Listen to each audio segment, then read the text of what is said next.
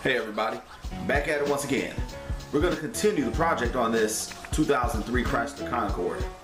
As you recall, I've already put an 1850 on it, which is the full-featured two-way alarm with remote start. And then today, we're going to start on the audio video system. Look on the left side of the screen, you'll see this JVC double DIN unit right here that comes with its detachable face 7-inch monitor, and it comes with this nice neoprene case here, which is cool to keep it from getting scratched up and all that good stuff, so that way ladies can put it in their purse, and some of those guys can put it in their purse as well.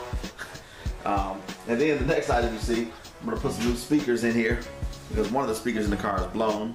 So we're going to go ahead and just replace all 8 of them in the vehicle because it has 6 1/2s in the front doors, as well as 2 3/4 inch tweeters in the front doors, and then it's got the same tweeters in the back doors, and it's got 6x9s in the rear deck. All of them are going to be replaced, and then they're going to be hooked up to a 4-channel amp.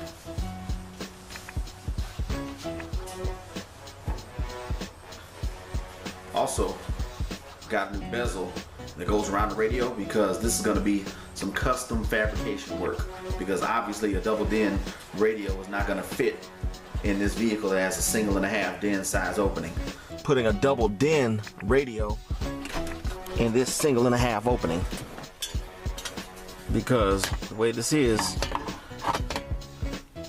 I may end up relocating this to the bottom, maybe, but what I'll probably end up doing is just taking the radio and CD changer out, and then I'm going to cut this bezel to accommodate a double DIN radio, and then I'm going to fiberglass it in and probably paint it too. Now you see everything's been removed from the dash.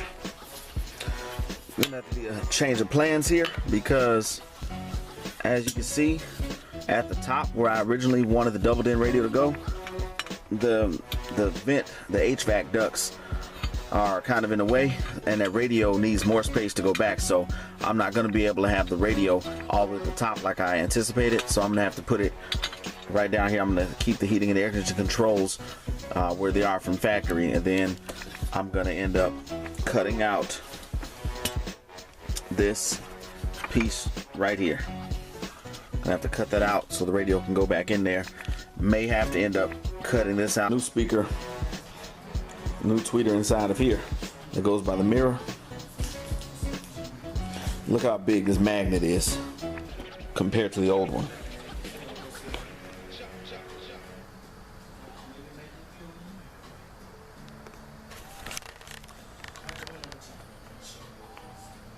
Look how big this magnet is compared to the old one. Wow, I think it's huge.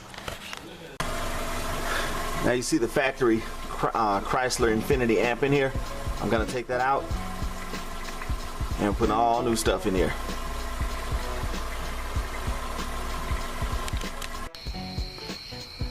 Now the speakers have been installed in the front doors, as well as the tweeters in here. Just gotta put the grills back on. Now as you see, this is all disassembled and everything, and I've already fabricated a bracket that I'm using, one of these corner brace things that I picked up at the store, because this is going to be a radio support bracket. The bottom of the radio is going to sit right on this for added support, because it's not good to have it just with these 4 screws right here. Not good at all. And you see, I'll show you the preliminary fit. It's going to look something like this. The bezel's not snapped all the way in, and this is going to be cleaned up and everything around here, and this is also going to be filled in, so you won't see the stuff under here. It's going to be filled in. It's going to look nice when it's all done, and you see how the face flush for this is not sticking out at all. Look at it from a profile view.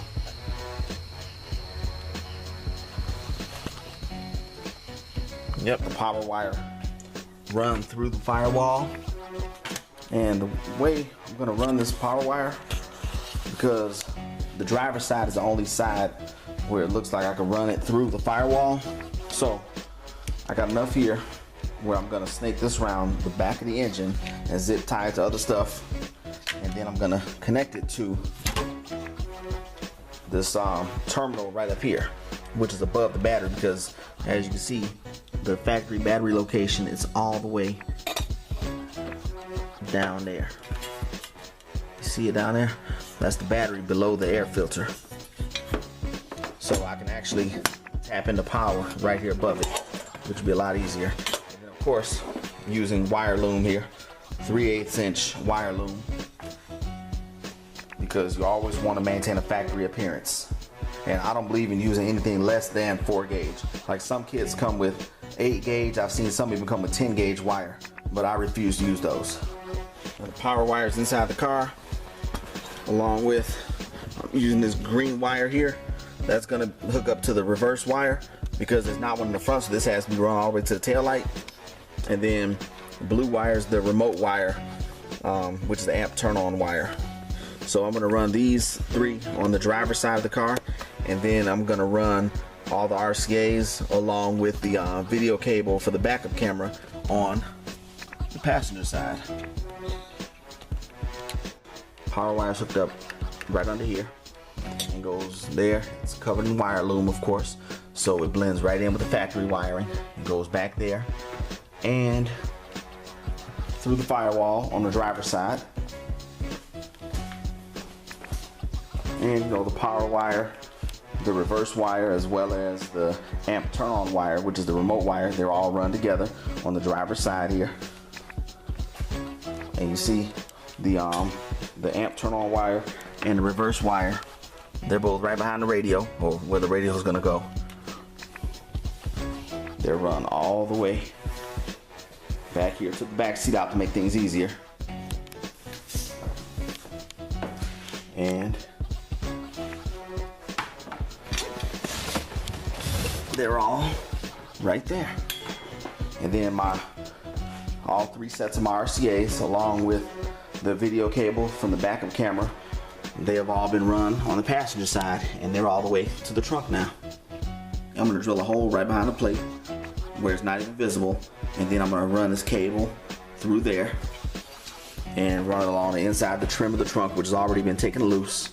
And then the excess cabling and everything, I'm gonna tuck right in that little cubby hole right there where the factory amp was. And then all my speaker connections didn't have to run 4 pairs of speaker wire from behind the radio, because the cool thing is, since this car is a limited edition and it has the Infiniti sound system, I can access all my speaker connections right here in the trunk. And I just got to run them about maybe 2 or 3 feet over to where the subwoofer box and the amplifiers are going to be.